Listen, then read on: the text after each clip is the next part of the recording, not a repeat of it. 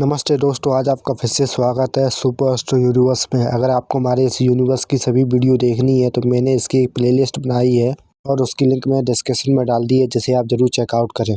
और अभी इस यूनिवर्स का फेज़ 3 चल रहा है और ये फेज़ 3 की दूसरी मूवी है जिसका नाम है astro warriors chapter 2 the Shaktiveer Yuddh.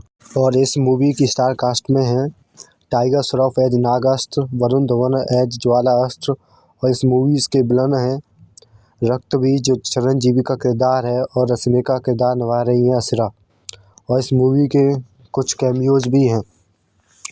और ये कहानी अब स्टार्ट होती है जिस 2 घटनाओं के बाद, जहां परम अस्त्र युद्ध और महाअस्त्र युद्ध के बाद, और गुरुकुल की घटनाओं के बाद, जहां इन घटनाओं के बाद दुनिया में अस्त्र की तरंगें अस्थिर हो चुकी हैं। गुरुकुल के युवा योद्धा अब मैदान में उतरने को मजबूर हैं और नागास्त्र और ज्वाला अस्त्र दोनों शक्तिशाली लेकिन स्वभाव में बिल्कुल विपरीत, एक ठंडा, एक संयमी जहर और दूसरा जलता हुआ क्रोध।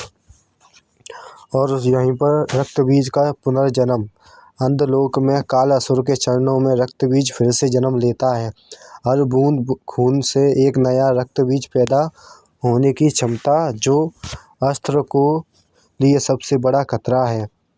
और उसके साथ असरा, जो कालासुर की सेनापति, उसे आदेश देती है और कहती है नाग और ज्वाला को भिड़ाओ और उनकी शक्ति से शक्तिवीर युद्ध रचो।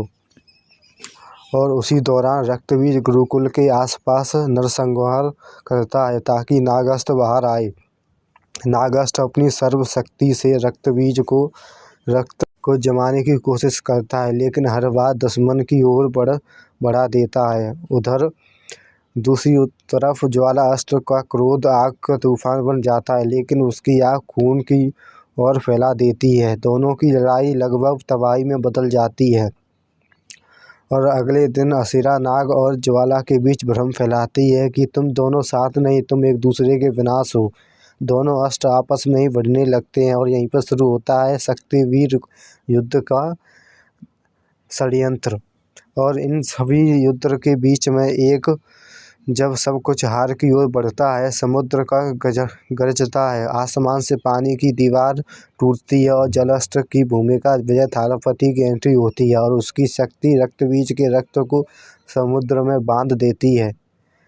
जलास्त्र के संवाद और कहते हैं आग और जहर, अगर दिशा मिले तो अमरता भी रोक सकते हैं।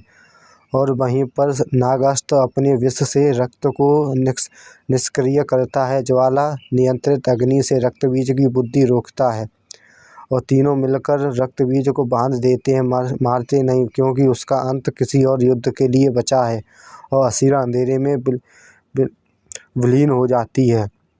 और अंत में नाग और ज्वाला एक दूसरे को समझते हैं। ज्वाला कहता है शक्ति अकेले नहीं, संतुलन में है, और नागास्त्र सिर झुकाता है। गुरुकुल के आकाश में एक चेतावनी गूंजती है और ये कहानी यहीं पर ख़त्म होती है। और इसका पोस्ट क्रेडिट सीन है अंधलोक के सिंहासन में कालासुर, जो यश का किरदार है, अकेला खड़ा है। उसके चारों ओर अस्त्रों की छायाएं घूमती हैं और यह मुस्कुराते हुए कहता है 2 अस्त्र कम हैं, मुझे और चाहिए। दीवार पर अगले लक्ष्य चमकते हैं, पर्वत, शक्ति, लाइट और समय। और ये कहानी यहीं पर ख़त्म होती है। अगर ये कहानी आपको अच्छी लगी तो हमें सब्सक्राइब करें। Thank you for watching सुपरवर्स।